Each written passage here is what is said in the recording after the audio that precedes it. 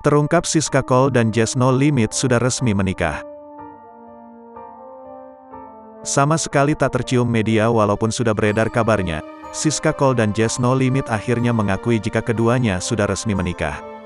Siska Cole dan Jazz No Limit menikah diam-diam dan tak mempublikasikan acara sakral tersebut. Pengakuan Siska Cole dan Jazz No Limit sudah resmi menikah itu baru saja disampaikan mereka melalui video di kanal YouTube.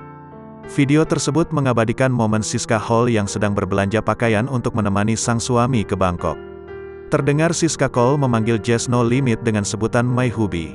"Hari ini aku pergi shopping sama My Hubby, Jazz No Limit karena kita mau pergi ke Bangkok," ucap Siska Cole.